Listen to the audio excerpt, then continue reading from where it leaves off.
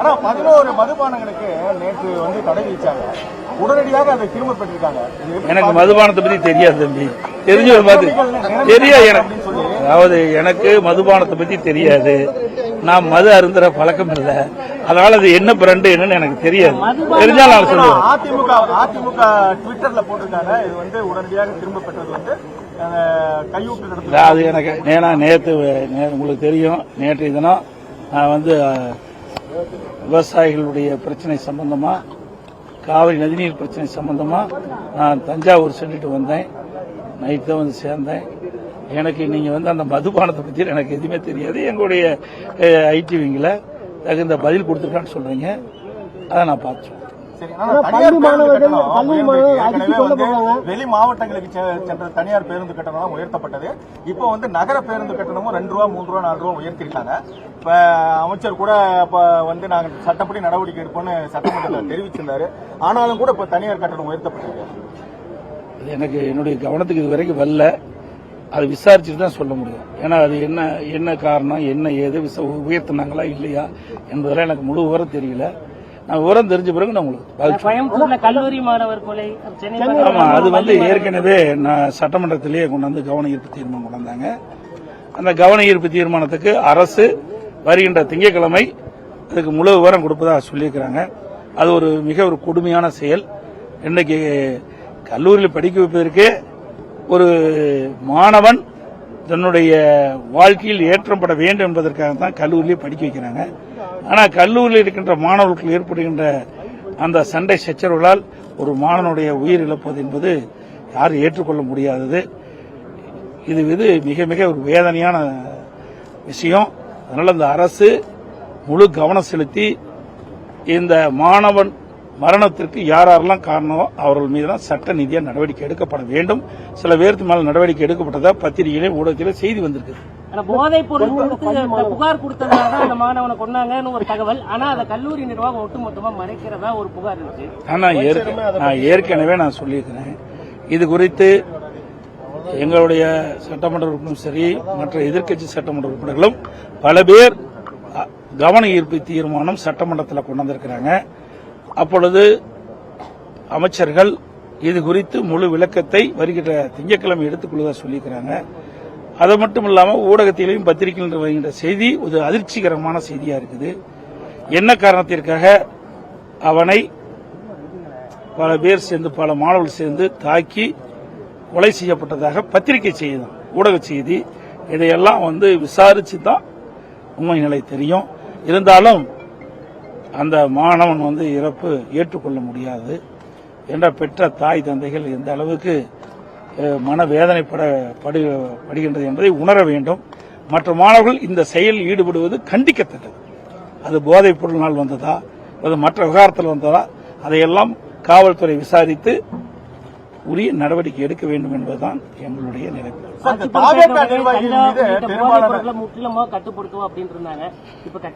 நானும் தொலைக்காட்சியிலையும் டிவிலையும் பேசி பேசி எனக்கு தொண்டையே காய்ச்சி போச்சு. உங்களுக்கு எல்லாத்துக்கும் தெரியும். நம்ம சேலம் மாவட்டத்தில் இருக்கிற தொலைக்காட்சி நண்பர்கள், பத்திரிகை நண்பர்கள் அத்தனை பேருக்குமே தெரியும். கடந்த 5 ஆண்டுகளில் என்ன தொடர்ந்ததோ அதை விட அதிகமா போதைப் பொருள் விற்பனை அதிகமாயிட்டது. இந்த 5 நாளுக்கு முந்தி கூட 247 கிலோ பிடிபட்டதா பத்திரிகை செய்தி, ஊடகத்தில் வந்த செய்தி பார்த்தேன். அப்படின்னா பிடிக்கப்பட்டது 247 கிலோ, சுமார் 247 கிலோ. இன்னும் எவ்வளவு போதைப் பொருள் புழக்கத்தில் இருக்குது என்பது அதிலிருந்து நம்ம கணக்கிட்டுக்கலாம். அதனால இந்த போதைப் பொருள் விற்பனையை இந்த அரசு இரும்பு கரம் கொண்டு அடக்க வேண்டும். ஆனால் அது தனி கவனம் செலுத்துற மாதிரி இல்லை. இந்த சட்ட ஒழுங்கு சீர்குலைவு காரணமே இந்த கஞ்சா விற்பனை, அதை பயன்படுத்துகின்ற பொதுமக்களாம் சரி, இளைஞர்களாம் சரி, அதற்கு அடிமையாகி அந்த கஞ்சா போதையில் இப்படிப்பட்ட செயலில் ஈடுபடுறாங்க, தவறான செயலில் ஈடுபடுறாங்க. அந்த கஞ்சா போதை அடைந்துட்டாவே அவர்கள் என்ன செய்வது என்று தெரியாத இப்படிப்பட்ட ஒரு கொடூரமான செயலில் ஈடுபடுவதாக தான் எனக்கு கிடைத்த தகவல். சார், இப்ப 100 நாட்கள் இந்த தாவேகா ஆட்சி நிறைவு செய்ய இருக்கிறது. இந்த 100 நாட்களுடைய ஆட்சியை எப்படி பாக்குறீங்க? ஆனா ஏற்கனவே சொல்லிட்டு பத்திரிகை ஊடகத்தில் சொல்லிட்டாங்க 100 நாட்கள் ஆட்சி. 100 நாள் ஆட்சியை செஞ்சாங்க, ரீல்ஸ் போட்டாங்க, ரீல் விட்டாங்க. இதுதான் 100 நாளுடைய சாதனை. வேற என்ன மக்களுக்கு செஞ்சாங்க? இன்றைக்கு 1 கிலோ அரிசி 15 ரூபாயிலிருந்து 20 ரூபாய் விலை உயர்ந்து விட்டது. குறுகிய காலத்துல இதுவரைக்கும் எந்த ஒரு ஆட்சியிலையும் குறுகிய காலத்துல இவ்வளவு விலைவாசி உயர்ந்து கிடையாது. குறிப்பா அரிசி 15 ரூபாய் கிலோவுக்கு 20 ரூபாய் உயர்ந்திருக்குது. அதோட இந்த குறுகிய கால ஆட்சி பொறுப்பேற்று இந்த 100 நாள்ல பல போராட்டங்களை இந்த அரசு சந்திச்சுட்டு இருக்கு. இதுவரைக்கும் எந்த அரசாங்கமே தொடக்கத்துல இப்படிப்பட்ட போராட்டத்தை சந்தித்தது கிடையாது. இன்னைக்கு விவசாயிகள் போராட்டம் தமிழ்நாடு முழுவதும் விவசாயிகள் போராட்டம் நடத்திட்டு இருக்காங்க. நேற்றைய தினமும் அனைத்து இந்திய அண்ணா திராவிட முன்னேற்ற கழகத்தின் சார்பாக வருவாய் மாவட்ட அனைத்து தமிழ்நாட்டில் இருக்கின்ற அனைத்து வருவாய் மாவட்ட தலைவர்களும் கண்டன ஆர்ப்பாட்டத்தை நடத்தினர். அவர்கள் கொடுக்கப்பட்ட வாக்குறுதி நிறைவேற்றல. தமிழக வெற்றி கழகம் ஆட்சிக்கு வந்தவுடன் விவசாயிகள் சிறு குறு விவசாயிகள் 5 ஏக்கர் குறைவாக இருக்கின்ற விவசாயிகள் வாங்கிய கடன் பயிர்க்கடன் கூட்டு வங்கியில் வாங்கிய பயிர்க்கடன் முழுவதும் தள்ளுபடி செய்யும் சொன்னாங்க. 5 ஏக்கருக்கு மேல் நிலம் வைத்திருக்கின்ற விவசாயிகள் கூட்டு வங்கியில பயிர்க்கடன் பாதி அளவு தள்ளுபடி செய்தாங்க. ஆட்சிக்கு வந்த பிறகு தமிழக வெற்றி கழக ஆட்சியினுடைய முதலமைச்சர் அவருடைய அறிவிப்பு சிறு குறு விவசாயிகள் 5 ஏக்கர் குறைவாக இருக்கின்றவர்களுக்கு 75,000 ரூபாய் தள்ளுபடி. அதற்கு மேல் இருக்கின்ற விவசாயிகள் அது சிறு விவசாயம் சரி குறு விவசாயம் சரி பெரு விவசாயம் சரி எல்லா விவசாயிகளும் 35,000 தான் தள்ளுபடி சொல்றாங்க. இது எப்படி ஏற்றுக்கொள்ள முடியும்? அதுவும் இந்த ஆண்டு வறட்சி நிலவி கொண்டிருக்கிறது. அனைத்து மாவட்டங்களிலும் மழைப்பொழிவு குறைவு. அதனால விவசாய பணிகள் மேற்கொள்ள முடியல. விவசாயம் இல்லாதனால அந்த விவசாயிகள் விவசாய சாகுபடி செய்ய முடியாம விளைச்சல் பெற முடியாம வருமானம் இல்லாம இருக்கிறாங்க. வருமானம் இருந்தா தானே வாங்கி கூட்டு வங்கியில் வாங்கி பயிர்க்கடன் செலுத்த முடியும். அதனாலதான் நாங்க சொன்னோம் கொடுக்கப்பட்ட வாக்கு தமிழக வெற்றி கழகம் கொடுக்கப்பட்ட வாக்குறுதி நிறைவேற்றுங்கள் என்றுதான் நேற்றைய தினம் போராட்டம் நடத்தணும். மேகதாது பிரச்சனை அதையும் நாங்க சட்டமன்றத்திலே எங்களுடைய கருத்துக்களை தெரிவிச்சோம். இப்பொழுதும் மெத்தனம் இல்லாமல் இந்த அரசாங்கம் வேகமா துரிதமா மேகதாது அணை கட்டுவதை தடுத்து நிறுத்துவதற்குண்டான முயற்சி மேற்கொள்ள வேண்டும். அதற்குத்தான் வழிமுறைகளை சொன்னோம். தமிழ்நாட்டில் இருக்கின்ற அனைத்து கட்சி தலைவர்கள் கூட்டத்தையும் கூட்டுங்க. அதேபோல டெல்டா மாவட்டத்தில் இருக்கின்ற விவசாய சங்க பிரதிநிதிகளை கூட்டுங்க. அந்த விவசாயிகளுடைய பிரதிநிதிகளுடைய ஆலோசனை அனைத்து கட்சி தலைவருடைய ஆலோசனை கேட்டு சட்ட வல்லுநரை நாடி இந்த மேகதாது அணை கட்டுவதை தடுத்து நிறுத்துங்க. அப்படி தடுத்து நிறுத்தாவிட்டால் தமிழ்நாடு டெல்டா மாவட்டம் பாலைவனமாகிடும். 20 மாவட்ட மக்களுக்கு குடி தண்ணீர் இல்லாம போயிடும். சேலத்துக்கு இல்லாத போயிடும். உங்களுக்கு இல்லாத போயிடும். தொழிலாளர்கள் மாநாடு நடத்திருக்காங்க. அனைத்து கட்சிகளும் தொடர்ச்சியாக வலியுறுத்தி வராங்க. ஆனா இவர் செவிசாய்க்கவே இல்லையா? எப்படி பாக்குறீங்க சார்? அவருக்கு தெரிஞ்சா தாங்க ஆகும். தெரியவே இல்லையே. கட்சி ஆரம்பிச்சே 3 வருஷம் தான் ஆகுது. எந்த போராட்டத்தில் அவர் கலந்துகிட்டார் சொல்லுங்க பார்க்கலாம்.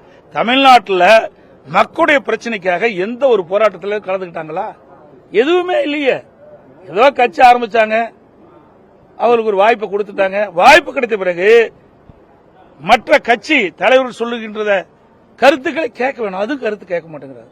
குறிப்பா சொல்ல வேணும்னா இன்றைக்கு தமிழக வெற்றி கழகம் ஆட்சிக்கு வருவதற்கு துணை நின்ற கம்யூனிஸ்ட் கட்சி, அதேபோல விடுதலை சிறுத்தை கட்சி, இந்த கட்சிகள் எல்லாம் கூட அனைத்து கட்சி தலைவர்களை கூட்டணும்னு சொல்றாங்க. அந்த கருத்தை கூட அவர் ஏற்றுக்க மாட்டேங்கிறார். தொகுதி மறுவரையறைக்காக அனைத்து கட்சி நாடாளுமன்ற உறுப்பினர்கள் கூட்டத்தை கூட்டின அரசு காவிரி விவகாரத்தில் இப்படி மெத்தனை காட்டுறதுக்கு உள்நோக்கம் தான் இருக்குங்க. ஆமாங்க, இவருக்கு தெரியலீங்க, ஒண்ணுமே தெரியல. காவிரி நதிநீர் பிரச்சனை பத்தி ஒண்ணுமே தெரியல. இன்னைக்கு அண்ணா திமுகவும் திமுகவும் தான் மாறி மாறி ஆட்சி வந்த பிறகு காவிரி நதிநீரை மீட்டுவதற்கு அனைத்து நடவடிக்கை எடுத்த அரசாங்கம். அது 1986 பொன்மனச்செம்மல் புரட்சித் தலைவர் எம்ஜிஆர் அவர்கள் பல முறை கர்நாடக அரசோட பேச்சுவார்த்தை நடத்தி அந்த பேச்சுவார்த்தையில் உடன்பாடு ஏற்படாத காரணத்தில் தான் 1986 விவசாய சங்கம் போட்டதில் தன்னை அரசாங்கத்தை இணைத்துக் கொண்டு நாம் வழக்கு தொடர்ந்தோம். அதுக்கு பிறகு அம்மா அவர்கள் வழக்கு தொடர்ந்தாங்க.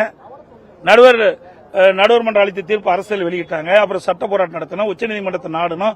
உச்சநீதிமன்றத்தில் அதிமுக அரசு நான் முதலமைச்சர் இருந்த காலகட்டத்தில் ஒரு நல்ல தீர்ப்பை பெற்றோம். அதுக்கு பிறகு உச்சநீதிமன்ற தீர்ப்பின்படி காவிரி மேலாண்மை ஆணையம் காவிரி நீர் முறைப்படுத்தும் குழு ஆரம்பிச்சாங்க. அந்த 2 குழுவும் பரிந்துரைப்படி தான் ஒவ்வொரு ஆண்டும் நம்முடைய கர்நாடக அணையிலிருந்து தமிழ்நாட்டு அணைக்கு மேட்டூர் அணைக்கு தண்ணீர் திறந்து விடும். இன்றைக்கு உச்சநீதிமன்ற தீர்ப்பு ஒவ்வொரு மாத வாரியாக எவ்வளவு டிஎம்சி தண்ணி திறந்து விட வேண்டும் என்று தீர்ப்பு கொடுத்துட்டு அந்த தீர்ப்பை இந்த அரசு நடைமுறைப்படுத்தல. ஜூன் மாசமே முயற்சி செஞ்சிருக்கணும். நமக்கு ஜூன் மாசம் வருகின்ற 9.15 நினைக்கிறேன் அந்த டிஎம்சி தண்ணி பெறுவதற்குண்டான முயற்சி எடுத்திருக்கணும். இப்ப போய் கேஸ் போடுறாங்க. ஆகஸ்ட் மாசம் நமக்கு 45 டிஎம்சி தண்ணி கொடுக்கணும். ஆனா ஜூன் மாசம் கொடுக்கல, ஜூலை மாசம் நமக்கு முழுசா கொடுக்கற, இப்ப ஆகஸ்ட் மாசம் நமக்கு கிடைக்க வேண்டிய தண்ணி கிடைக்கல. அப்புறம் எப்படி போய் இன்னைக்கு டெல்டா மாவட்டத்தில் குருவி சாகுபடி பாய்ச்சிட்டுது, இப்போ சம்பா அதுக்கு தண்ணி கிடையாது. அதுக்கு இந்த அரசு என்ன நடவடிக்கை எடுக்குன்னு தெரியல. அதோட இன்றைக்கு ஒவ்வொரு ஜூன் மாசம் 12ஆம் தேதியும் தண்ணி திறக்கப்படுவாங்க டெல்டா மாவட்டத்தில் இந்த குருவி சாகுபடிக்கு. இந்த வருஷம் திறக்கல. அங்க இருக்கின்ற நம்முடைய டெல்டா மாவட்ட விவசாயிகள் நிலத்தடி நீரை நம்பி சுமார் 2 லட்சம் ஏக்கர் பயிர் சாகுபடி செஞ்சாங்க. ஒரு 40 நாள் கழிச்சு, அந்த 40 நாள் கழிச்ச பிறகு 1 லட்சம் ஏக்கர் அந்த பயிரிட்ட குருவை சாகுபடி செய்த விவசாயிகள் 1 லட்சம் ஏக்கர்ல நிலத்தடி நீர் வெற்றி காஞ்சி போச்சு. அதற்கு நிவாரணம் கொடுக்க வேண்டும் சொன்னோம். ஒரு ஏக்கர் 20,000 கொடுக்கணும். அதுக்கும் பதில் கிடையாது. மாநாடு நடத்திருக்காங்க. இது ஏற்கனவே அதிமுக ஆட்சியில் இருந்தது, திமுக ஆட்சியில் இருந்தது. தொழில் முதலீட்டாளர் இருக்கின்ற மாநாட்டை அம்மா தான் முதல் 2005 கொண்டாந்தாங்க. 2019 நாங்க கொண்டாந்தோம். அதுக்கு பிறகு திமுக கொண்டாந்தது. எப்பவுமே ஒரு பெரிய தொழிற்சாலை வந்த பிறகு பார்ட் 1, 2, 3 போடுவாங்க. டாட்டா பாத்தீங்கன்னா ஒசூர்ல முதல் பகுதி 2வது போய் பண்ணாங்க, 3வது போய் திமுக பண்ணாங்க, இப்ப 4வது. இப்படி ஏற்கனவே தமிழகத்துல இருக்கின்ற தொழிற்சாலை விரிவுபடுத்துறாங்க. அதுலதான் அதிகமா புரிந்துணர்வு போட்டிருக்காங்க. பெரிய புதிய தொழிற்சாலை வந்ததா தெரியல, புதுசா பெரிய புரிந்துணர்வு ஒப்பந்தம் போட்டதா தெரியல.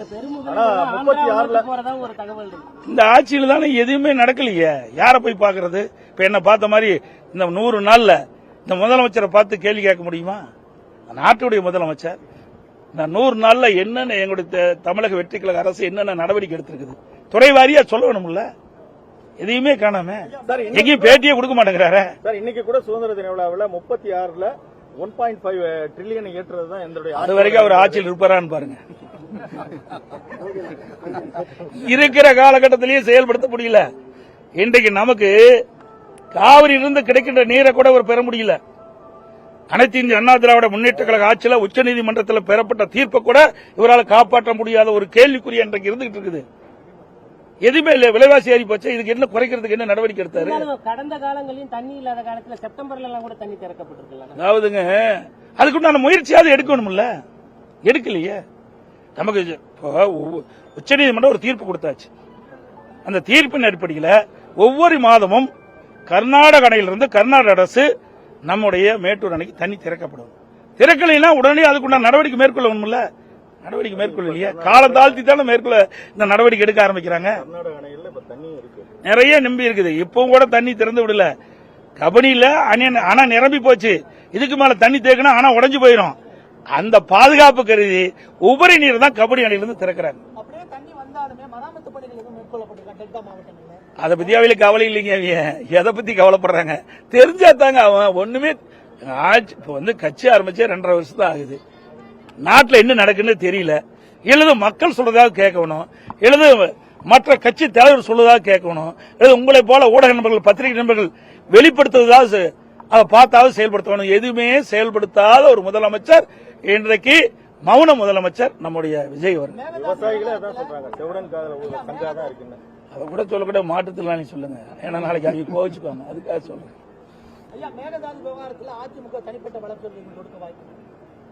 ஏங்க அவை தனி தீர்மானம் கொண்டாந்தாங்க, அதையே ஒழுங்கா கொண்டாடலைங்க. முதல் கோணை முற்றிலும் கோண மாதிரி நாங்க அது வழக்கு போட்டுக்கிறோம். இன்றைக்கு அரசினை தனி தீர்மானம்னா அந்த தீர்மானத்தை முதலமைச்சர் முன்மொழிகிறார். அது குறித்து தான் நாங்கெல்லாம் சட்டமன்றத்தில் விவாதத்தில் பங்கு பெற்று பேசணும். பிறகு எதிர்க்கட்சி தலைவர் ஒன்ன சேர்த்து சொல்றாரு, நடுவர் மன்றம் ஒன்று அமைக்கணும்னு சொல்றாரு. அதை உடனே இந்த முதலமைச்சர் எந்த விதியும் பின்பற்றாம அவர் பதில் சொல்லிக்கிட்ட பொழுது இன்றைக்கு நடுவர் மன்றம் அமைப்பதற்கு மத்திய அரசு வற்புறுத்தும் சொல்றாரு. அது தவறு. 18/7/2026 எல்லா சட்டமன்ற உறுப்பினருக்கும் அரசின் தனி தீர்மானத்தை கொடுத்துட்டாங்க. அவையிலையும் காலையில 19/7/2026 காலையிலையும் சட்டமன்றத்தில் வச்சுட்டாங்க. முதலமைச்சரும் அவர் முன்மொழிந்த தீர்மானத்திலையும் இந்த மேகதாது குறித்த முன்மொழி. ஆனா இந்த நடுவர் மன்றத்தை பத்தியே பேசல.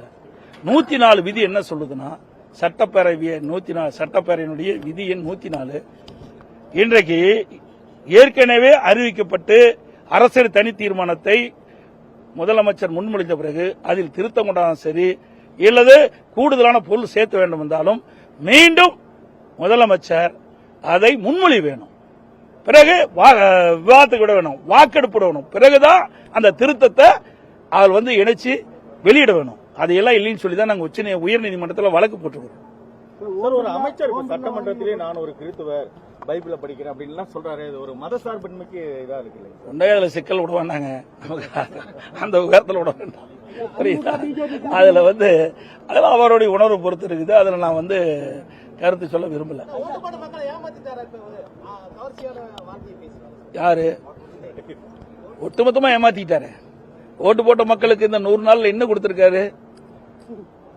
அதிமுக ஆட்சியில் போடப்பட்ட திட்டம், திமுக ஆட்சியில் போடப்பட்ட திட்டம் வெற்றி வெற்றின்னு மக்களை ஏமாற்றினதுதான் மிகப்பெரிய ஏமாற்றம்.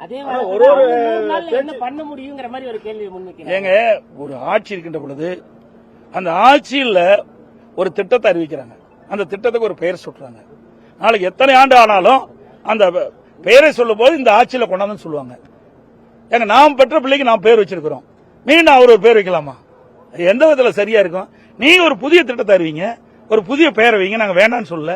ஏற்கனவே இன்றைக்கு அதிமுக ஆட்சியிலும் சரி திமுக ஆட்சியிலும் சரி கொண்டு வந்த திட்டத்துக்கு இவர்கள் பெயர் வைப்பதற்கு என்ன காரணம்? ஏன்னா ஒண்ணுமே தெரியல. இதுல இருந்து வெளிப்படையா தெரியுது, அவர்களால் எதுவுமே எந்த ஒரு புதிய திட்டத்தையும் கொண்டு வர முடியல, பெயர் வைக்கவும் முடியல. அது வெற்றி வெற்றி வெற்றின்னு வச்சுக்கிட்டு அது வெற்றா போய்விட்டு.